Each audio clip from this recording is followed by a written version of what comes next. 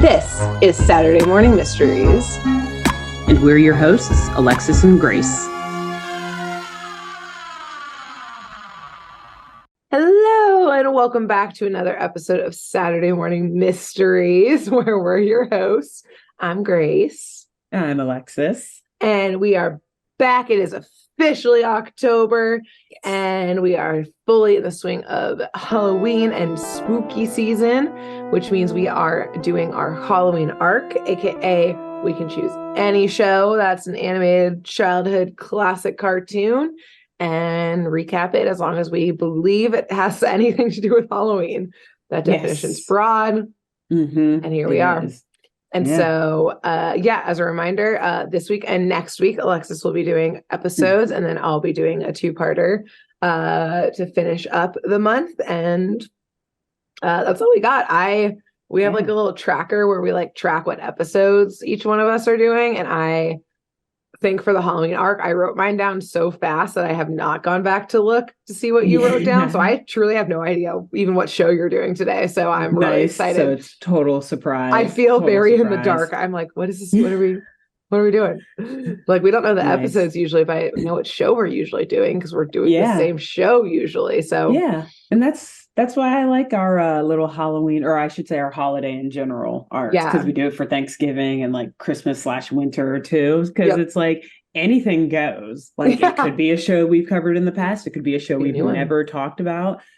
So in this case, I will say it's a show we've done before. Okay. It's definitely one of our favorite shows. It was one of the ones that really got us kicked off with our podcast. Okay. And like you said, you feel like you're in the dark. It's because we are going back to the dark, damp, I shouldn't say damp, I guess arid, more so, and dry town of Nowhere, Kansas. We're talking about Courage. Courage. This week. Yes. Every day of Courage's life is Halloween. Yeah, literally. And that is a perfect way to segue into two ways. One, what you just said there, and two, what you said earlier with like, we can kind of play it fast and loose with what is and is not Halloween themed during this arc, because this episode is not specifically about anything related to Halloween, but one, it's Courage the Cowardly Dog. So every episode is literally creepy and spooky and weird. And two, the episode I'm talking about actually aired and like premiered on October 31st, 2000. Oh, it's a Halloween episode. Exactly. So even though it's not Halloween themed, naturally, again, it's spooky, it's creepy, it's scary and weird, it's Courage, and it literally came out on Halloween. So I think that falls within our definition pretty clearly. The literal Halloween episode. Yes, of what is a Halloween episode. Cool. So a quick recap of Courage the Cowardly Dog for folks who are either new to our podcast or have never heard of Courage the Cowardly Dog for whatever unfortunate reason. What are you doing? What's wrong with you? It's like our 60-something-year-old parents. They would have heard us watching it, though. True, because I assume that they have listened and subscribed and everything to every single episode. Mom, dad, aunts, uncles out there listening. Everyone, yes. But just in case, if for whatever reason you're unfamiliar with Courage the Cowardly Dog, it is a show, a cartoon, came out Cartoon Network, early 2000s, like 2000 to maybe 2005 or so, something like that. It tells the story of a dog who was found by two older people living in this literally town of nowhere, like nothing around them in the middle of Kansas. Muriel and Eustace Bagg, they adopted this dog or rescued this dog, called him Courage. He is actually not that cowardly as his name would suggest. He's always saving the family, particularly Muriel, from a series of, we'll say, the effects of what is like halfway either a super fun site and like ancient burial grounds, because there are always these like mutated, horrible monster animals attacking their farm, and ghosts and just weird spiritual things going on in this town of nowhere on the Bagg family farm. And so, yes, it really is just a story about Courage constantly saving the day and making sure that his owners, but particularly Muriel, because Eustace is an asshole, from the danger of this middle of nowhere town. Mm-hmm. So this episode, like many of the others, particularly if you watched our previous arc, it begins on a normal evening in this arid twilight night at the Bag family farm. But really, is there ever really a normal evening on their farm? So we see Courage outside playing with some toys and whatnot in the dirt. And then we also see, meanwhile, a delivery driver dropping off a package of what happens to be curtains from a nearby store to Muriel. And Muriel is super excited to get this package. She's like, oh my God, my curtains are finally here. And she runs to immediately show these new curtains to Eustace, who is, as per usual, in the kitchen, angrily eating whatever, like, slop or whatever he can eat. Yes, it looks like porridge, honestly, because he, like, has no teeth, pretty much. He can't chew. Can't eat. Yeah. So Eustace is not at all excited to see these curtains that Muriel is obviously very excited about, and he pretty much just, like, expresses his annoyance at Muriel for interrupting his meal. Like, get out of here, I'm trying to eat, or whatever. Something like that. He really is. And the jerkiness gets even more so. I will say, he is straight up the villain in this episode. So keep a pin in that. Yeah, like he is the bad guy. Damn it. So, which in our arc, that was our overarching theory. But in this case, like, it is him. So, this is the most blatant it's him. He's the villain here. But this annoyance that Eustace has, it doesn't ruin Muriel's spirits. She's used to the abuse. Exactly. She's still just excitedly looking at these curtains and showing him. And as she's kind of like going through the box that they came in, she notices that there's also a complimentary packet of seeds that came with the new drapes. So she pulls them out and she's showing him, like, look, we can plant these. It'll be so nice. But Eustace just scoffs at her, and kind of rightly so, saying, like, nothing has grown on this land in 50 years. And so... Do you think I would be this grumpy if we were successful farmers? Exactly. Honestly, that's probably why, half of the reason why he is as terrible as he is. Yeah. They would definitely be eating more than porridge if their land would actually grow something. But he's curious a little bit, so he rips open the packet, takes a look at the seeds that are in there, and he's like, well, what kind of dumb seeds are these anyway? And again, while I detest Eustace, I must agree with him yet again, just a little bit, that these seeds do look very strange and a bit foreign and or like uncommon, because they are like on their, little beads, almost like little bean looking things that are pink on one thing, like very vibrant pink on one side. I mean, very purple on the other side. And they have this tiny green tip at the top of them. Yeah, sketchy. Seems sketchy, but realizing that the seeds are unlikely to yield anything of value for the Bag family, Eustace then just kind of like chucks them out of the open window in the kitchen. And Muriel, she's honestly too into the new curtains. Like, the seeds were cool, but like, again, she's really excited about the curtains. So she doesn't really care or even see that Eustace just kind of throws these seeds outside. Got it. The seeds, though, they land right on Courage's head, who, as I said before, he's outside.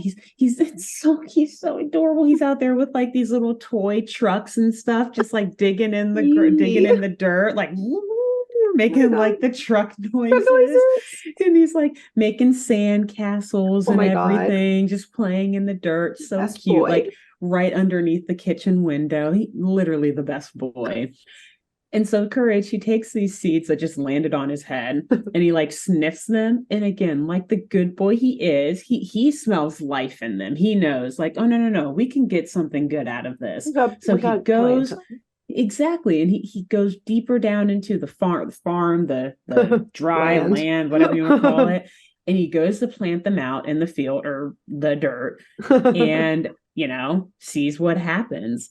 And so coincidentally, though, right as Courage finishes covering the seeds back up with soil and dirt, whatever, we see a rain cloud just like flow right over top of him. Is it like a single cloud? A single cloud. And it unleashes a downpour right over him and where he's planted these seeds, and it waters the seeds. And almost instantly, a deep purple tree begins to sprout from the dirt, some 20 or more feet, just like immediately starts rising up. Okay. And purple leaves, these very lush purple leaves, immediately grow and cover all of the branches on the trees. And these pink rose-like flowers start to bloom at the top of the tree as the sunset kind of hits right on the top of the tree line. And so Muriel, she runs out because she hears like, what the fuck is this? Is someone growing out here? And she runs out and she's just like marveling at this tree's beauty. Like, oh my God, Courage, you did such a good job. What a good boy. And Courage is just smiling all proud, like, thank you. Yeah, it's beautiful. But Eustace, on the other hand, there can be no joy on his farm. So he stays inside. He's like looking out the window. And he jealously is just like, well, I can't grow anything on this farm. It's been 50 years, and yet Courage, he can grow a tree in an instant. How dare he, essentially, is like the vibe he's giving off. On a toxic waste site, you can only grow toxic waste seeds. You got to match them. Exactly. You need radioactive seeds for your radioactive dump. Radioactive soil / dirt. Yes. It's farming 101. Exactly. Come on, Eustace. What did your parents ever teach you? Nothing. Clearly nothing. And so Muriel, she's amazed by this tree, and she's so amazed and distracted by it that the pie that she happens to also be baking in the oven burns. She can like smell the smoke coming out of the window in the kitchen. And so she runs back in. She's like, oh my God, I got to get it out of the oven. But it is a smoky mess inside of the house. So her and Courage, they're back in there like fanning the room down and everything and trying to opening the doors and like airing it out. And she pulls the pie out and it's ruined. And then she complains to Eustace that she wishes she had a new oven because this one is just so messed up. She's like, it's not because I just got distracted and ran outside. Well, I clearly had something in the oven. The oven something was about to come out of the oven. The oven is the problem. The oven should have turned off. Yes. But just as she says this, wishing for a new oven, Courage hears a very loud thud outside of the house. And he looks out the door, kind of peeks out, and he sees that a brand new oven has apparently fallen from the tree. We got like a wishing tree. A wishing tree. It is a magic tree. Okay. And like you can tell, it's clear that it came from the tree. It's not like someone just dropped it off there because it's got you see leaves falling around it, and it is right under the branches of this tree. And so curious, oh my God, Courage gets Eustace and Muriel's. I just like merged all three of their names. All their names. Curious. Into curious. Yeah. Courage gets Eustace and Muriel's attention and like points out to the oven, like, oh my God, look, go get it, go get it. And so Eustace brings in the oven, like literally nearly breaking his back, which I was like, good. Yeah, I was going to say, when they realize it's a wish tree, is Muriel like, I wish Eustace was gone. He just like snaps out of existence. Put a pin in that. I won't say that exact wish comes up, but a vibe happens. Some abuse goes on here later. Okay. Of course, as per usual, Eustace is the worst. Yep. So Eustace, he actually, Muriel tells him, go bring it in, Eustace. And I was immediately thinking, like, he's not going to do that shit, Muriel. Like, why even ask? But he does. He goes out. Because it's food for him. Exactly. He knows, like, I can't eat if this oven is fucked up. So let me go get this new one. He does nearly break his back, which is great. But he plops that bad boy down into the kitchen. And Muriel thanks Courage for the new oven and the lovely tree. Like, no one at all is freaked out, though, about the fact that a brand new oven just fell from a tree. This is like right after she said she wanted a new one. A spooky thing happening, but it's the first like beneficial spooky thing that's happened thus far in their lives. Like usually it's horror and pain and terror. Yes, exactly. And this one's just like maybe some terror, but like it's weird. It's weird, but exactly. No one's getting hurt besides Eustace almost breaking his back. But again, like, that's fine. Fine. I'm okay with that. Yeah. Like I said, you gotta break some eggs to make an omelet. You got to break Eustace's back to get a new oven. And like I said, Eustace is the true villain of this episode. Yeah. So just keep that in mind. Okay. So as, Muriel's going on thanking Courage for the oven and the tree, Eustace is obviously upset because he feels like he's being upstaged by the good doggy that Courage is, and the giving tree, if you may, if you will, magic copyright trademark. Yes, sorry, don't come at me. I forget who is that by. I don't know. Whatever. I want to say it is Shel Silverstein, but I could be whatever. wrong. If we get it wrong, anyway, then it's not copyright infringement. Exactly. Great. Sure. Yeah, I think that's in the law somewhere, I think. So later that evening, or like maybe the next day, I don't know, we see Courage out again playing in the dirt with his little toy trucks and everything. But sadly, the toy breaks under the weight of the dirt. And Courage, then we see he does like his little thought bubble thing, and he literally just imagines having a real tractor or like backhoe type thing to play with. And immediately we hear this massive thud and like this strong rumbling coming from the tree. And Courage is like startled, and he turns around and looks over at the tree. And you guessed it, a real backhoe has just fallen for this dog from the tree for the dog, ready for Courage to play with. The keys are in it. Keys are in it. It's fueled up, ready to go. Yeah. And Courage wastes no time. Like, he and Muriel literally hop right on into this thing, and they just start moving dirt all over the property. Like, they're like laughing and having so much fun. And Eustace, he like pops his head out of the window and tells him to quiet down out there so that he can take his nap. But this out, obviously, Muriel, who is used to the abuse by Eustace, but still doesn't really like it, obviously. She's like, oh my God, hurry, Courage, we got to turn it off. How do we turn this thing off? Like, Eustace is going to get so mad. He's going to hit me. No. Isn't funny. It's like funny because this is like a real, like, this is like a legitimate reaction. Yeah. It's funny because it's like, booked for a children's show. Exactly. Again, we laugh to cope. That's how the coping mechanism. But like, also, that's literally the vibe that Muriel's giving off. You're like, oh shit, turn it off. He's so mad. He's angry. It's very sad. Also, like, again, we've said it once, we've said it a million times, like, the real monsters are always other humans, and yes, Eustace is the monster. He is that human in this case. Okay. So unfortunately, though, rather than just turning the tractor off when Eustace yells at them, they accidentally unleash all of the dirt that is in like the backhoe part right onto his head as he's like popped out of the window. Like, I wrote a note there like, hee, got him. But oh no, sorry. Maybe they've concussed him, so now he won't be able to hit her after. Now he's asleep though. Sleep that concussion off. Enjoy your nap, good sir. Horrible sir. Nap. Yes.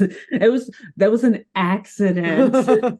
I turned the key the wrong way. Yeah. Oops, I pressed the wrong button. They like have the instruction manual in their hand. We're like, wrong button. There's no button to turn it off. It's a key. There's a button to dump it though. Those are two separate things entirely. Yeah. It's like there's no way one could mix those two things up. Almost no way at all. Yep. So yes, we know what Muriel and Courage are really up to. But anyway, so loving this tree and all of the wonderful gifts it's giving them, Muriel decides, and also because she's like, I gotta avoid Eustace at all costs now, she decides to bring her rocking chair outside and she sets it underneath the tree so that she and Courage can just enjoy the moonlight and some quiet time on this calm night at the farm. And Eustace comes out. It's like pretty much night by now, like totally dark out. Eustace comes out to tell them that he's leaving. He's going to go to the movies since he's apparently not wanted around the farm anymore, which true. Very true. You never were wanted. But Muriel just like, needed a roof over her head. Anyway, drama. Yeah, he's like competing, but also like insecurity. Like, imagine competing with a tree. And a dog. And a dog. The dog, I understand. A dog can definitely steal someone from someone else. Yeah, that's but true. A tree? True. Yeah, his masculinity is pretty fragile. It's pretty fragile. So, seeing though that Eustace does not want to invite Muriel and Courage to go with him to the movies, Muriel then wishes that her and Courage also see a movie. Mm-hmm. And again, the tree delivers because we see a projector kind of like pop out of these branches, and onto the side of the farmhouse, a black and white film starts playing. And by the way, this are they doing really like a real life film? It's a real life film, because you know how they like kind of merge like live action stuff with the animation in the show, which there's more of that later that I will get to. But this is really like the first kind of scary part of the episode, where like it's clearly like a thriller horror movie, because, and it's very questionable, because we just see this dude like slowly approaching this group of old women, like holding what appears to be a rope stretched out, like he's about to choke and strangle them, and the women are just like cowering, like instead of running, they're just staring at him like, Cartoon Network. What the fuck? They were like, we already showed what actual abuse victims have to deal with. We might as well throw this in there. And it's even funny. It's even funnier because Muriel and Courage are just watching, like on the rocking chair, like, oh, how nice.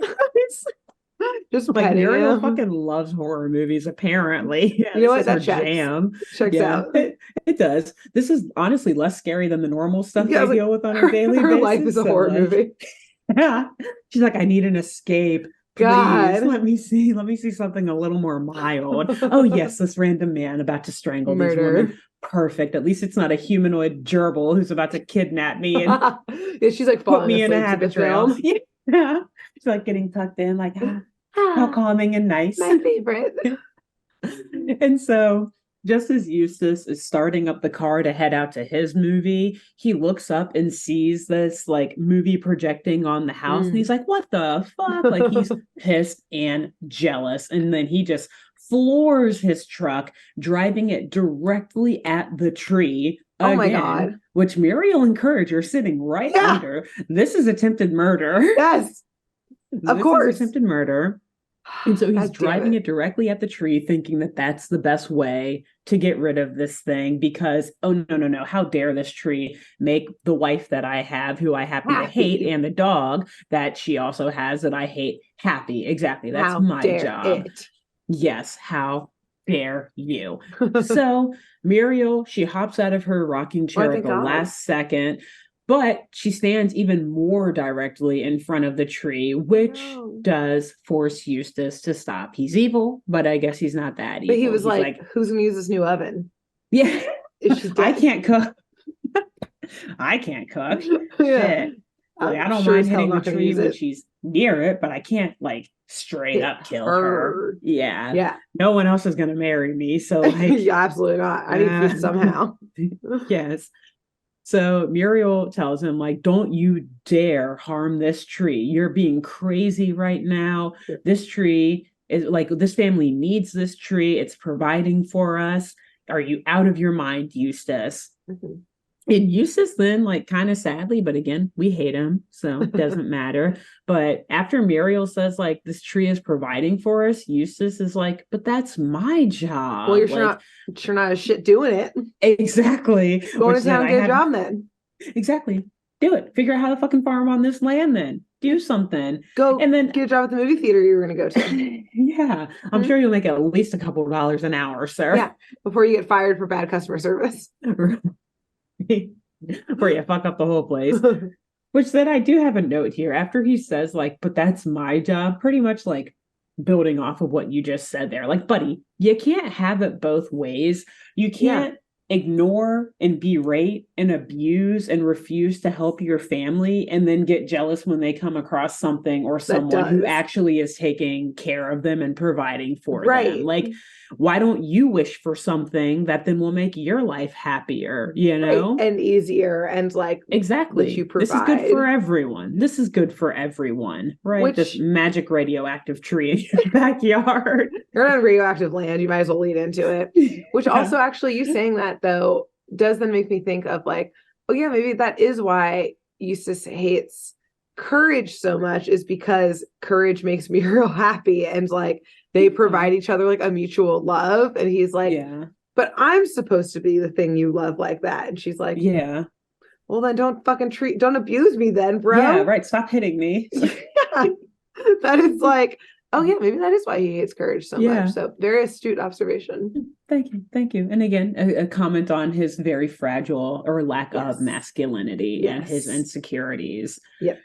So that night, while Muriel and Courage are tucked into bed, Eustace, he sneaks out and he's like cursing at this tree, calling it stupid and saying like, I don't want Muriel hanging out. You tell that tree, good sir. And he like grabs Muriel's rocking chair and brings it inside because he's like, I don't want her sitting out here anymore. I want her inside with me. And at this point, kind of unpinning something you said earlier about wishing for something, you know, whatever. And me also saying that Eustace should use the tree for his benefit. Eustace mutters to himself that he wishes Muriel had a bigger head so she knew what was good for her. Oh no. And you guessed it, dear audience and Grace. When Muriel wakes up the next day, her head is fucking huge. Like 3 times the size of her body. Oh no. As big as like a baby elephant. Oh my God. Bigger than a Fiat car, which are small cars, but not how big a head is supposed to be.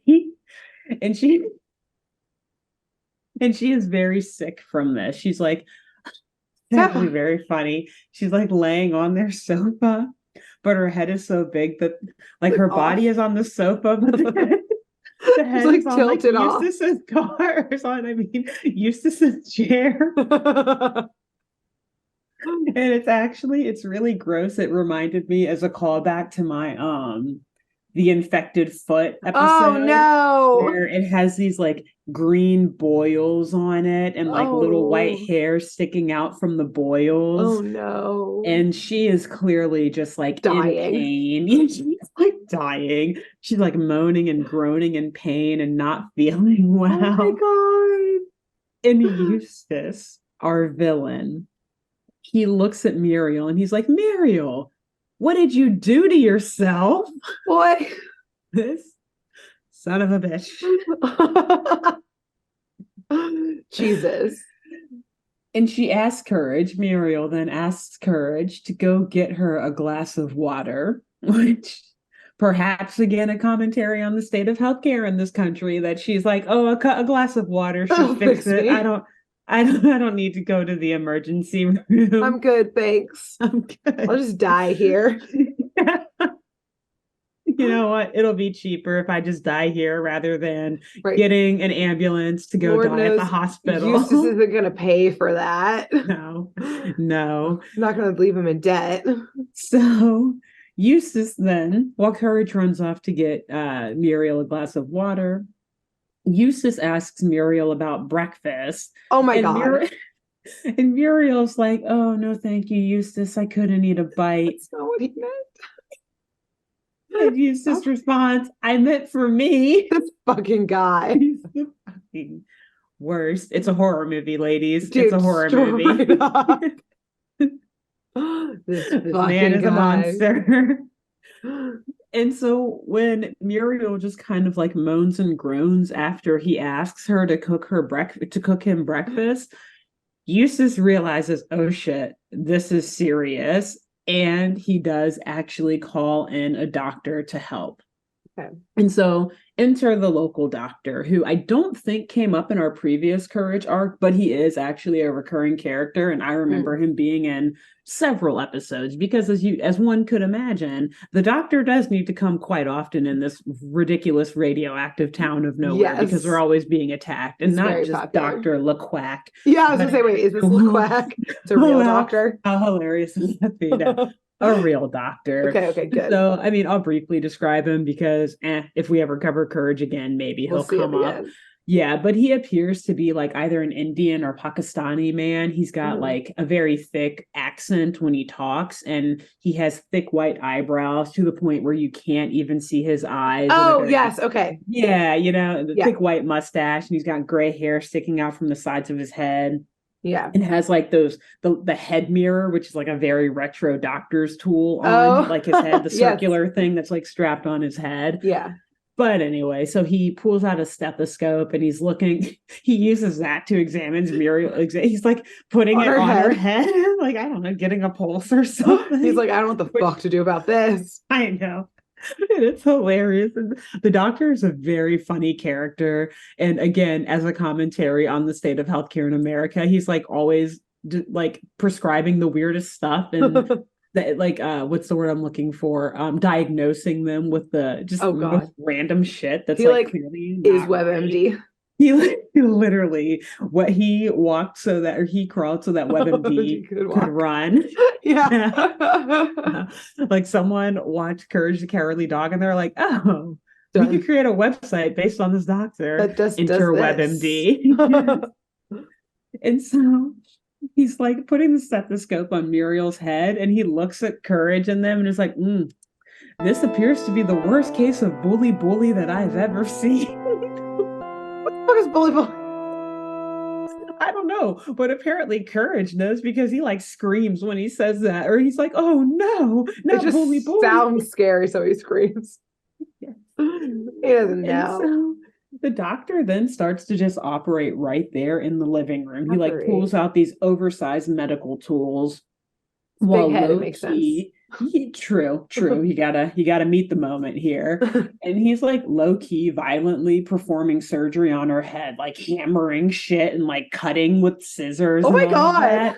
Horror movie. But after literally horror movie. Both Eustace and the doctor, they're in on it together. They're the monsters. Just turn into Human Centipede.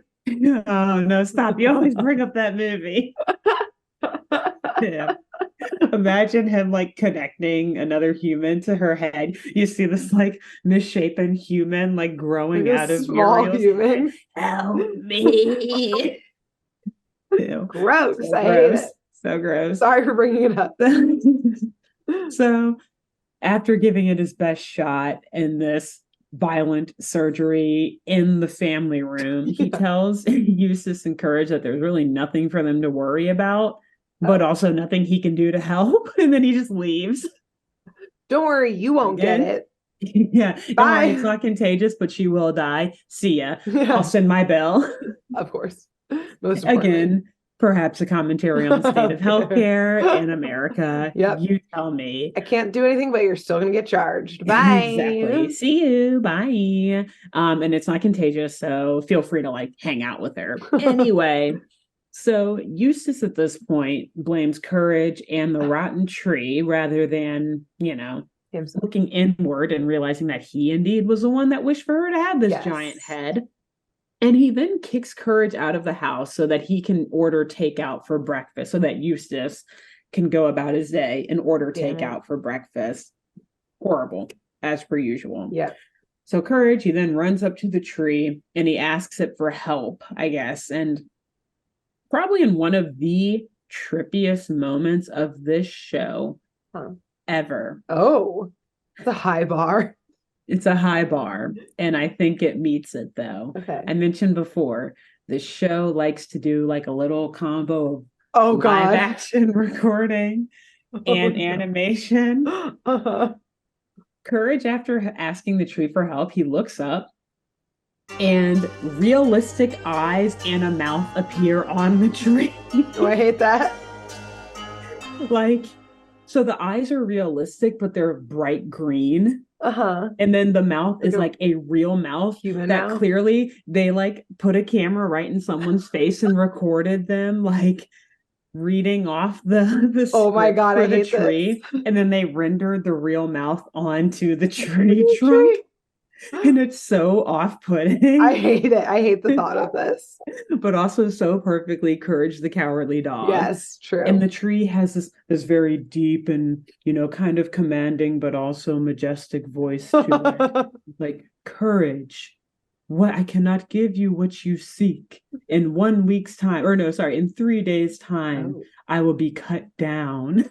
Like, oh my God. Yeah, it's weird. So like at first Courage freaks out when he sees the space on the tree and it starts talking, but then the tree is like, Courage, you have nothing to fear. Aww. And he's like, I have the cure that you seek, but it will take 3 days, and in 3 days I will be cut down. He's gonna sacrifice himself for Muriel. And then this Courage, is the Giving Tree. Obviously it is the Giving Tree. Actually, yeah, probably directly based on that. Again, copyright. Don't tell us. Tell Cartoon Network, not us. The spooky tree. And so this sends Courage into a panic because he's like, shit, no, we can't lose you. And also that kind of gives me a time crunch on getting Muriel back to normal. Yeah. So then in a very kind of like prophetic way, the tree then tells Courage, anything worth its value is worth fighting for. Which is like, oh my God. This tree is amazing. I think this tree is horrifying, but amazing. It might be. I think this might be the god of the Courage Cowardly Dog universe. Yeah. Possibly. And so Courage, he's like a little confused by whatever wisdom the tree is trying to impart on him. But he then hears Eustace like cackling and evilly laughing in their barn nearby. So Courage like runs over and peeks his head into the barn. And he sees Eustace sharpening a massive axe and like practicing swinging it, saying like, oh man, I'm about to cut this thing down. So it's either the tree is saying like, I will sacrifice myself for you, or he's saying like, no, I see the future. In 3 days' time, I will be cut down. Yeah, like Eustace is gonna do it. Exactly. And so this sends Courage into even more of a panic. And he immediately then jumps into his backhoe that he still has, thank you to the Giving Tree. And he literally starts digging a moat around this tree. And then he uses the reclaimed dirt to then build a castle around it. We saw him making sand castles earlier. Exactly. All of his skills are coming back. They're coming back to protect this tree. But he takes it even a step further and he actually fills the moat with water and then places mutant eels into the water. They're like in a packet. It's almost like the what are the things that people used to put like in their fish tanks? Like the little, I don't want to call them sea people, but what were they? You just like put a packet of them. I'm blanking. It's like a super 90s and like 80s thing that people used to do. But whatever. It's literally like that. Like he just sprinkles that into the moat, and then you see like these mutant eels like pop up and like are jumping around. It's actually kind of terrible or terrifying. But like he is truly creating a defensive perimeter around this magic tree. Go on, Courage. You do it. Do the thing. Protect this tree at all costs.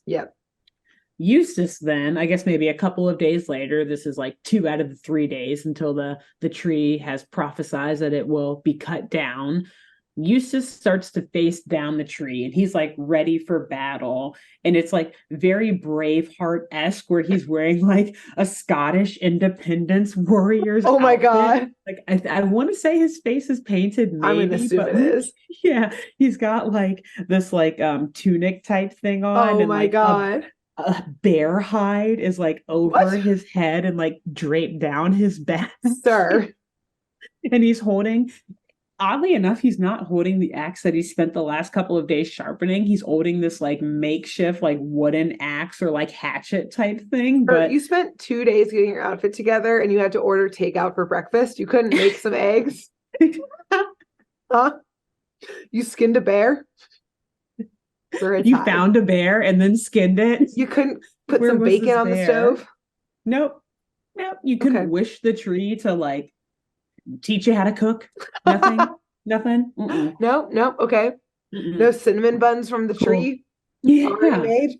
No? Exactly. Cool. No? Fine. Cool. Just Braveheart it. And he probably spent the 2 days just like watching Braveheart and like mentally preparing for battle. Sewing. Yeah. Nice.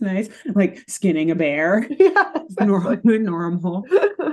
So Courage, he sees that Eustace is getting ready to attack. And so he puts into place his first defensive mechanism, which pretty much is just like throwing marbles on the ground while Eustace is running towards him. Which actually works because Eustace trips and slips on the marbles and like falls directly into the moat and is then attacked by the mutant eels. Tribal dead. So I'm like, okay, cool. First strike. It works. But Eustace, he's got a little bit more resolve again when it comes to chopping down this tree that is providing happiness to his wife and his dog. He has all the determination in the world when it comes to learning how to fry some bacon and some eggs. Never heard of it. No thanks. Never heard of it. Can't do it. Sorry. Haven't heard of it. Take out, Grubhub it. Yeah. Which also, like, imagine how expensive the delivery fees would be to like deliver something to the middle of nowhere. Delivery? How is this happening? Yep. No. Eustace, he'll find a way. If it keeps him from cooking, he will find a way to do it. If it gets Muriel back into the kitchen, he will find a way to do it. So he continues to try and infiltrate this defensive perimeter that Courage has created.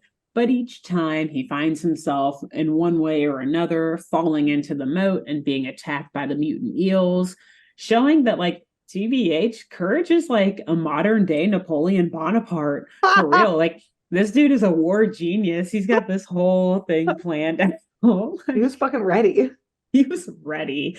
Maybe he wished the tree to like give him some like defensive knowledge or something. Yeah. Like, they actually all the knowledge cut of away. Military general. They started war strategy and war games. Yeah. They had like the map, like pushing the little like tanks along it. At one point, you do actually see he's like sketched something into the dirt, like on the ground in the moat, and he's like moving like little marble pieces around. Like, okay, here's how I'll do it. Strategy genius. Yes, genius. So night begins to fall. And at this point, it's been a long day of battle because many of the sandcastle walls protecting the tree have fallen and there's like holes in them. And you see Courage just like sitting inside, clearly tired and exhausted from this hard fought battle that has just been dragging on. And he's kind of like, he's at his wit's end. He's like, okay, I've used all of my tricks, all my war games, everything. I only have so much left up my sleeve before Eustace actually infiltrates. So at this exact point, though, Courage receives a phone call from the town doctor who excitedly tells Courage that he's found the cure. I guess he never really gave up. Yeah, for bully. He never really gave up and decided to continue researching it. So Courage, he jumps into Eustace's truck, speeds down. It's so cute. He's like driving, you like whipping it around the streets and stuff, like literally flooring it down to the doctor's office, hoping to get this cure before Eustace continues his attacks on the magic tree. And when Courage gets to the doctor's office,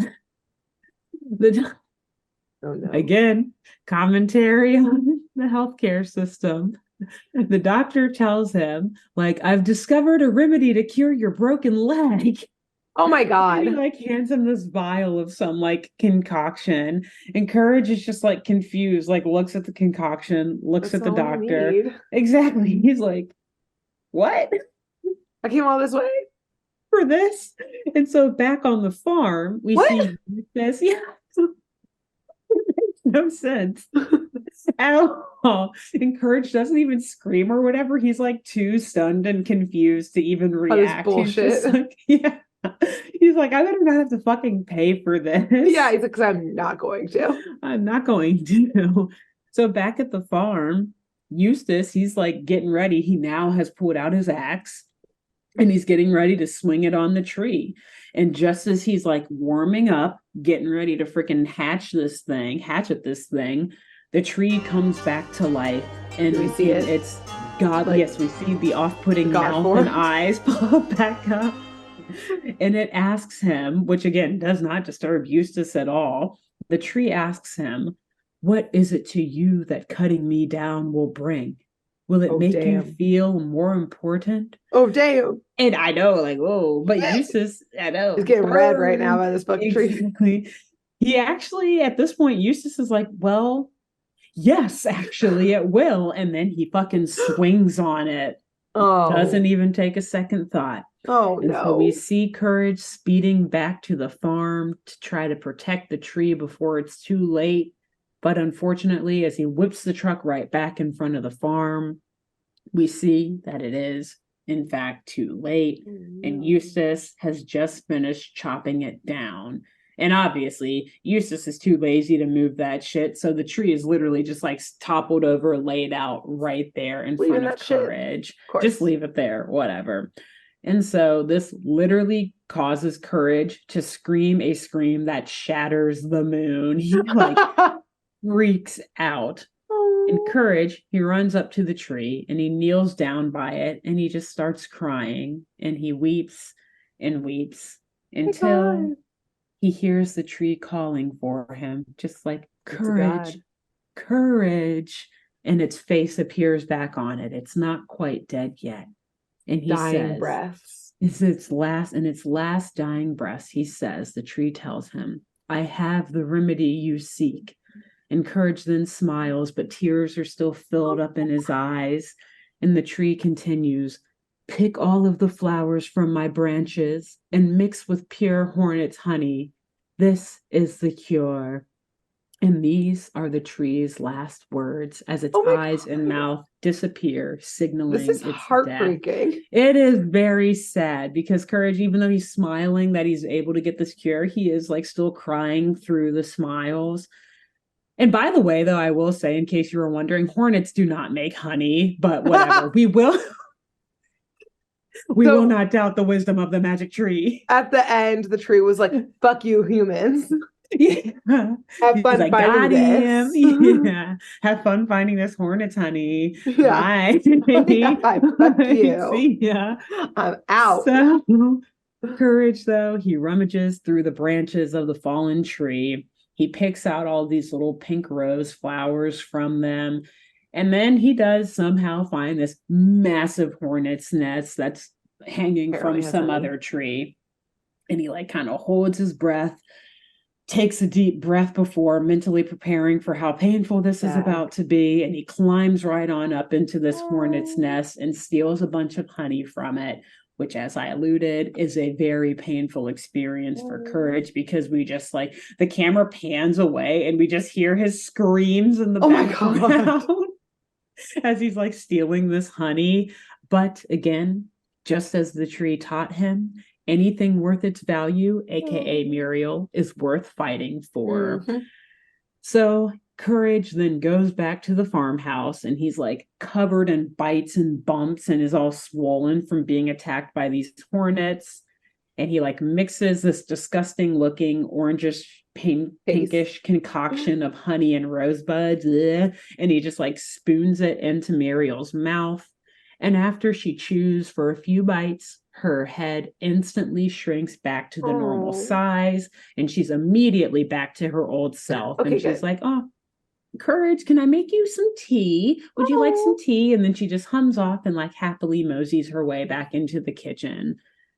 And later, Courage and Muriel, they're outside standing by the stump of the tree trunk, all that remains of it, remembering what a blessing that magic tree was, but also joyfully tending to a rose that is starting to grow from the stump, showing that it may live again. It is beautiful. It's just a sign of what may come for them in the future. Aww. And even more beautifully, we then go back inside the house where we see Eustace laid out on the couch with an enlarged green boil covered head.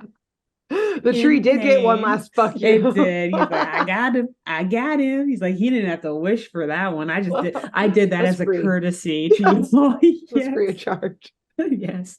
And Eustace is just like Muriel was earlier. He's in pain. He's moaning and groaning like, Muriel, Muriel, is the tree grown back yet? Bitch, no. And that's the end of the episode. I like to imagine that then Muriel and Courage like scoop that little rose out like with the soil, get in the truck, and never look back. And never come back. They like have it in this nice pot and everything, tending to it, watering it in the car. Yep. They're fucking going to Cabo, baby. Eustace there with his case of bully. Sucks to suck. Sucks. Wow. Too bad you cut that tree down. Yep. And that is the end. And that episode, by the way, is called The Magic Tree of Nowhere. So got it. Literally a magic tree. Season 2, episode 1A. Amazing. Wow. Eustace was the monster there. Truly, the villain, the true villain. Like, there's 1 second where you're scared by the tree, literally only when it like has a mouth and is talking. Yeah. But then you're like, oh yeah, but it's obviously a good tree. It's like off-putting, but it's not like oh my God, it's a monster tree. Right. But other than that, Eustace truly is the villain. Wow, fuck that guy. It is a horror movie. Damn. AKA a horrible husband and exactly. And the story of a wife and her dog trying to escape the horrors of this terrible man. A literal horror movie. Yes. Because that happens. And only Magic Tree. Wow, great work. I am very excited to watch this episode and also bracing myself for the God tree face. It's just so uncomfortable to see. It's like, and also just because there's something about like filming close up on someo's mouth that is always just a little weird. Like, so to do that and then to like superimpose it onto a cartoon animated tree. Purple tree. Yeah. Well, I'm excited it's weird. to view it. Yes. Disturbed and excited all at once. Yes. So again, not particularly Halloween themed, but episode did come out on Halloween. And again, it's Courage. So everything about it is always creepy and off-putting and weird and spooky. But next week, my episode is very explicitly Halloween themed. I can't wait to do that one. But until then, Grace, who should the folks tell about this podcast? I think you should tell an arborist, someone who works on trees, and let them know. Nice. Yeah. But warn them, give like a trigger warning for this episode that they will see a beautiful tree get cut down unnecessarily. Yes. So let them know up top. Exactly. Yeah. And then I guess after that, you should tell a tree cutter, someone who cuts down trees or the branches of trees. Feel like, get inspired by this one. Yeah. Don't cut down magic trees, though, or else you too will get a horrible case of bully. And you'll deserve it. And no one will be there to save you because you cut down the tree that could save you. So yeah, exactly. So sucks to suck. Sucks to suck. Yeah. You suck. You deforesters. Yeah. So that's all. Until next week. Yeah. Bye. Bye. Thanks for tuning in to Saturday Morning Mysteries. If you enjoyed this episode, please share, rate, review, leave us a like, and drop a comment. We post episodes every Saturday and bonus tune tangents whenever we feel like it. So please subscribe so you don't miss the shenanigans. And if you want to follow us on YouTube, click the bell under the YouTube subscribe button to receive notifications when new videos are posted. And if you want to subscribe to the podcast, we have no idea what you're listening to us on, so just hit the big subscribe button on whatever app you're using. We believe in you. Give us a follow on Twitter and Instagram at SatmornMist, all the abreves, and let us know if you have any episode or show requests by emailing SaturdayMorningMysteries@gmail.com. Thanks to Jenna Kendall for the logo design and to Ava Sakiki for the music used during this week's episode. See y'all groovy kids next week on Saturday Morning Mysteries.